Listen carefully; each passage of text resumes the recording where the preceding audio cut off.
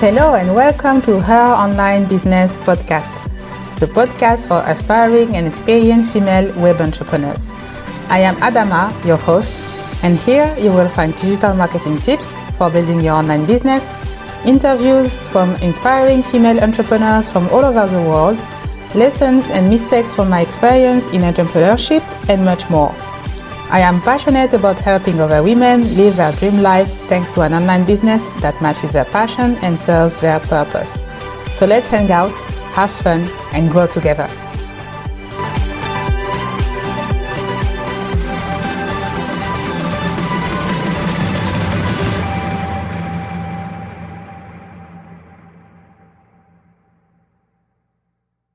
Hi, and welcome to this new episode of Her Online Business. Today, I wanted to talk about business foundations and what you need to do before launching your business in the first place. So, as new entrepreneurs, we all get very excited once we have a business idea and about the fact that we are going to be our own boss and everything. But I found out that there are some crucial steps that we need to think about as new entrepreneurs. And these steps would just make our life easier and help us overcome any obstacles and challenges more easily. So let's dive into it. First of all, I want to talk about the things that we should not do when we want to launch our businesses. So number one, not validating your business idea. So that's a common mistake. Usually when you go into business because you have this amazing business idea and that you feel truly passionate about it, you do not verify this business idea. And so that's one of the reasons why more than half of new businesses fail during the first year of business, because they did not validate this idea before launching it. And basically, they find out afterwards that there was no market for it, or that maybe it was too soon to launch it. So that's a common mistake and something that we should watch out for. But we will go more in depth into validating your business idea a little bit later. And the second mistake that I see is not setting your income goals. And I talked about setting your weekly goals and income goals in the second episode of Her Online Business, so you can go check this episode out. But here I just wanted to emphasize again that it is important for you to know how much you want to make with your business, because you are not running it as a hobby. You want to have a new source of income. And it doesn't matter if you want to be a full-time entrepreneur and really live from your passion, or if you just want a side hustle and a new source of income. But basically, you need to know how much do you need to make in order for this new business venture to be worth it. And that is very key, specifically if you are still working a 9 to 5 and you also have a busy life. You don't have time or money to waste on a business venture that will not be profitable to you. And also that's something key to think about. So regarding your income goals, make sure that for your services, you charge what you feel comfortable with, and it should be above your monthly spendings in your business. And you should also have your ideal income goal. So how much money do you want to make ideally every month? And then you can decide to charge in between these two a month. And only you can decide how much you want to charge, not your clients, not anybody else. You are the one who set your boundaries and also set your prices, which is very key because you offer value and your prices are a reflection of the value that you offer and also of the transformation that you offer to your clients. So always keep that in mind, that you are never too expensive. Your ideal client will see the value in what you are offering, so do not undervalue yourself. Then finally, the third mistake that I want to talk about is not scheduling your time. So about scheduling your time, if you have a 9 to 5, and I'm sure that you also have a busy life, when you launch a business, sometimes you don't realize how much time it takes, specifically at the beginning, to jumpstart your business. And so what I want you to remember is that there is a Pareto Law that says that 20% of your actions create 80% of your results. Meaning that you don't have to spend 8 hours a day on your business. You can focus on one specific action or one specific activity that will help you generate your income goal. As long as you focus every day on one income generating action, you are on the right path to build a successful business with very solid foundations. So don't try to leave another 9 to 5 after you've actually done with your real 9 to 5. What you need to do instead is set a time on which you will work on your business. So if you know that you have 1 hour every day that you can allocate to your business, then use this 1 hour efficiently and focus on doing one income generating task and not more than that, because you don't want to get overwhelmed and also burnt out from the very beginning. And remember that building a business is not a sprint, it's a marathon. And so it's better to favor small and consistent baby steps rather than big sporadic moves that you will not be able to maintain on the long run. Okay, so now that we talked about the 3 common mistakes that new entrepreneurs do when they launch their businesses, I want to come back to how you can validate your business idea. First thing you need to do when you have a business idea is to validate it with a market research. And it doesn't have to be something complicated. Basically, what you have to do is ask your ideal client about their number one issue that you think you can solve with your business idea and service. So you can do that with an anonymous form or via phone calls.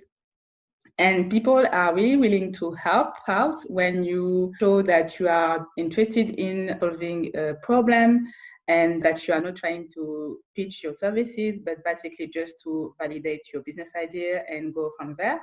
And that's something very important for you because it's going to give you the real insights about your ideal client problems. And you should never go in business with only assumptions about what you think you can solve, because you're going to be biased. You have an idea that you think is amazing, but you don't know for sure that it's also amazing for others. So we all go through this excitement as new entrepreneurs, but it's important to not let your ego come in the way and be willing to readjust your idea, or maybe to ditch your idea and find another one that will better fit your ideal client issue. Once you did this short market research and you got your first results regarding your business idea, it's time to test it with real clients. So basically, if you have a service-based business, you will test your services first on real clients. You can do it pro bono, so for free, or you can charge a small amount because you are just starting out, and so you still need to make sure that your clients get the results that they are expecting. So you decide between free or affordable service to start. And so your business idea will be validated once you get the results that you are expecting. So meaning happy clients and doing something that you love and making a decent income without having to sacrifice everything else. So that's the reason why this step is crucial. And this process will take time. I know that it's not something that we want to think about when we are launching our businesses, but a business venture is really something that is a process, and it's something that you have to build the same way you will build a house. So you need solid foundations at the very beginning because you don't want it to crumble after only a couple of months or a couple of years. Besides, what is great about testing your business idea is that once your ideal client gets results from it, you can ask for testimonials and basically have social proof that your idea and your services work. And so that's how you get more comfortable charging your worth and basically pitching your services to your ideal clients, knowing that they will get the results that you promise them. Now, the next step, once you've validated your business idea, you have tested it on real clients, you've got your first testimonials and positive feedback, you need to work on your business organization. So which tools are you going to use in order to onboard your clients, communicate with them via phone or messaging, send them invoices and contracts, receive your payments, and etc. At the very beginning of a business venture, you can waste a lot of money if you don't use the right tools right away. So as soon as you've tested and validated your business idea, you need to set up the tools that will help you manage your business on a daily basis without feeling overwhelmed. I personally use Trello to organize the different tasks that I have to accomplish every day. And if you want to use my Trello boards, I will put a link to purchase them in the show notes. But basically, every entrepreneur is different. So you will have to find what works for you and do your own benchmark.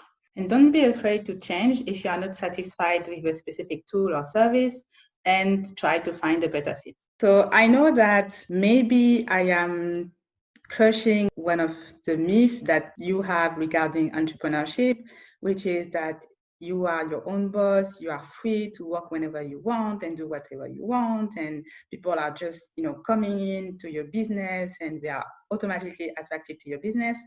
But unfortunately, that's not how it works. So building a business takes time, takes patience, and takes dedication.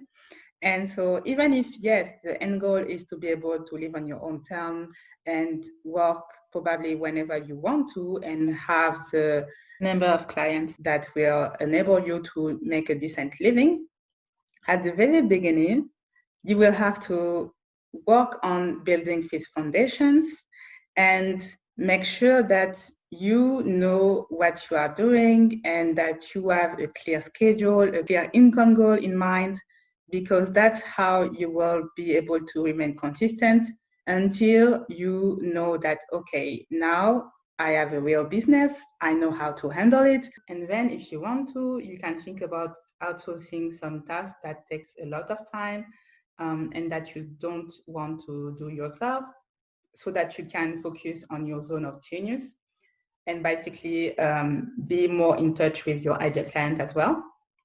But yes, at the very beginning, you don't only do whatever you want to do, but yes, having these foundations is what will make your business venture more joyful and also successful as well.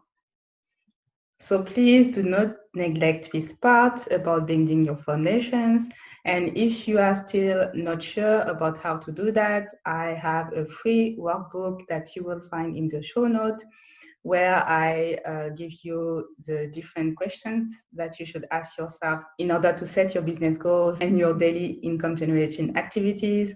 So do not hesitate to download this in the show notes for free. And yes, basically you will have to test and be gentle with yourself. You will probably find something that works and find things that don't work for you, and don't be afraid to pivot as soon as possible. One of my motto in my business is to fail hard and fail fast, so that I can get back on my feet and learn from that failure, which is only an experience in the end.